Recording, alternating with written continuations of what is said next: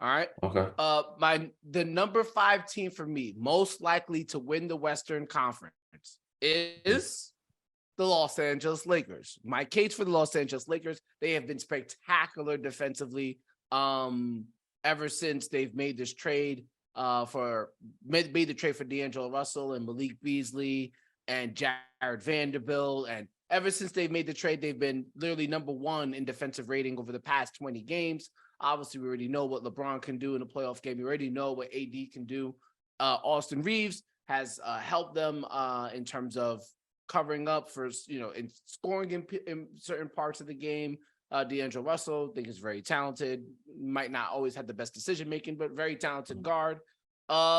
They seem like I know they're not the 5th best team in terms of record in the West, but I have them as my number 5 team. Again, the defense.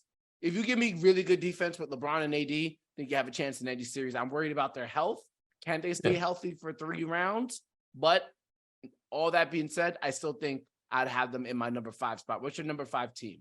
I agree. Number 5, even though it's not good, but it's not bad for where they're at. For them to be the 5th choice, winning the West, I would agree. The way that they've been hooping, they stay healthy. The way AD has been hooping, and LeBron is slowly getting back to himself. Normally, you saw the other pieces doing well. I still think the X factor for them are Malik Beasley and Vanderbilt. The energy those guys bring, Rui, and the other guys that they have on that squad. Obviously, Austin Reeves, Schroeder. I think those guys can put together some games to where it can help AD and Bron win most teams in the West a 7-game series until they match up the other 4 teams that I have. And number 4 for me is Golden State.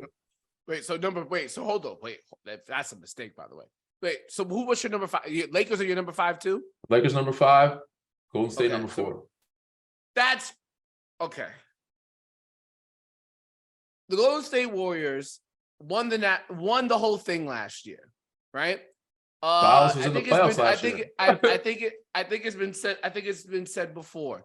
Dallas was in the playoffs last year. I think it's been said before they were that a contender when they've had Wiggins, Clay, Steph, Dre, and Looney out there this season, when they've had that 5 out there, they still had the best net rating in the NBA, comparable to how many games is that? Comparable to any other lineup that's been out there. They've had how many games? Steve Kerr said that Andrew Wiggins, while he has not been playing, has been working out. You're talking about the same team they're bringing back the same guys. Klay Thompson, a year better and removed from his injury return, feeling everybody's a year better. Playing a lot, he has been playing better than he's been a year better. But I mean, their group is not a year better. I just don't think their group is a year better. I don't care how much working out you're doing, unless you're playing with that group. Mind you, I think they have a minimum of games together with that group, and it was probably early in the season. Who's the big difference? You need to be playing with your group. Who's the big difference?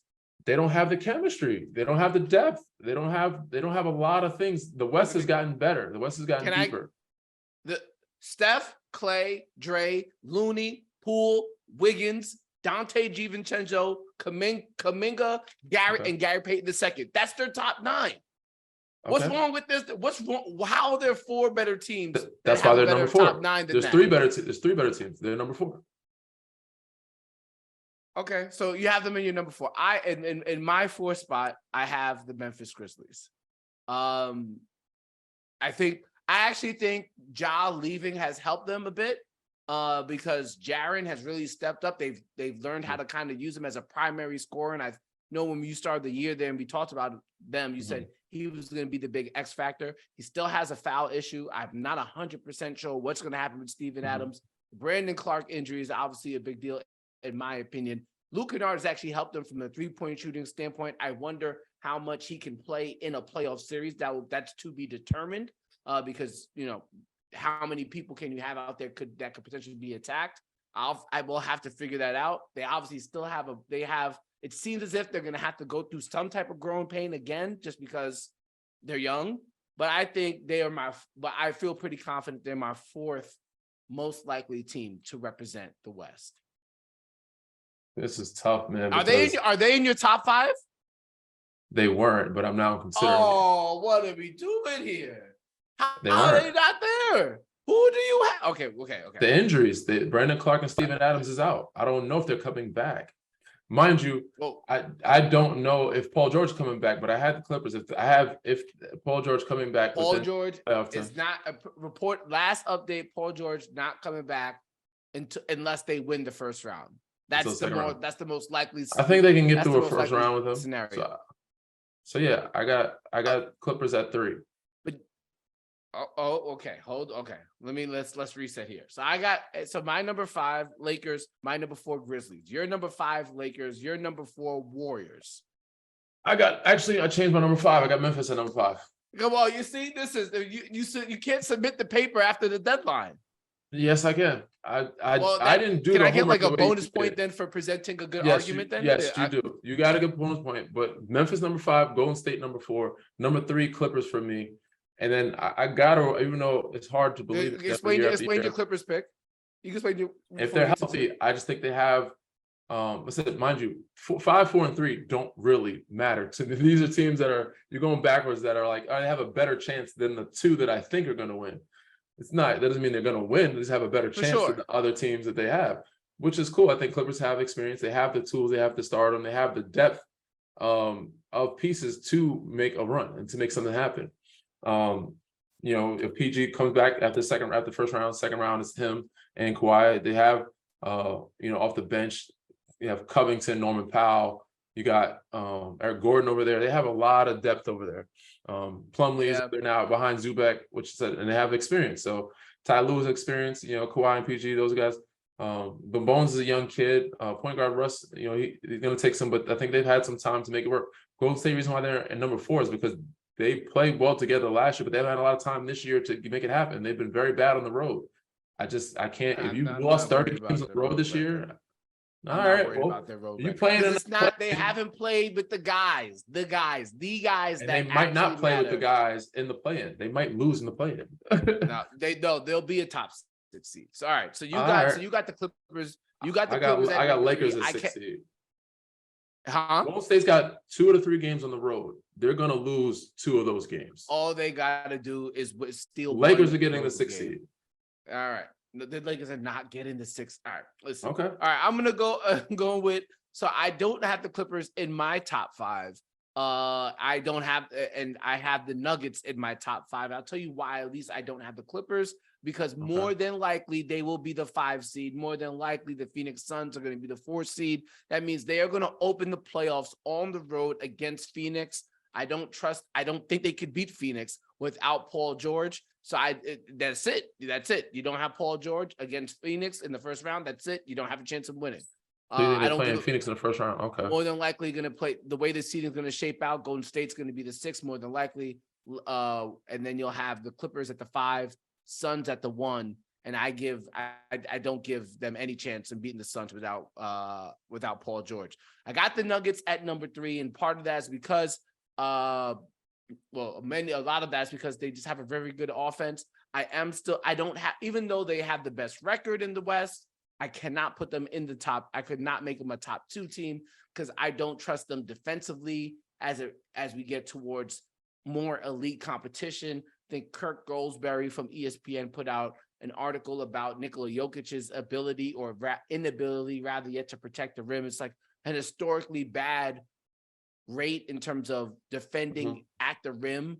And obviously we know you can expose him in pick and roll coverage. I think the problem is for as much as they need Michael Porter Jr., Nikola Jokic to be great offensively, it hurts them because now you become a target. And for me, it just goes back to I look back at the Raptors team that you played on, or even the Lakers bubble team that you played on. I feel uncomfortable when I have to rely on somebody offensively. Then to outscore teams? That can also be a target defensively. It's one thing if you allow somebody to score on you, but if the whole offense is constructed to attack you, then it really takes away the value that you add offensively. It doesn't make you as impactful. Now, again, everybody gets scored on. It's the NBA. But when the 100%. game plan is to expose you defensively, I think that's where it really starts to detract from how good an offensive player you are. And that is my major concern with the Denver Nuggets as it pertains to how people are going to attack Jokic in pick and roll coverage or at the rim. I think it's going to hurt them because they're going to have to play him. It's not like you can sit him. You need him offensively. I think it hurts the team in terms of their ceiling. What are your thoughts? I think that they are good enough to outscore most teams in the way Michael Porter Jr. shoots it from three and the way he scores in the post and he gets his guys involved.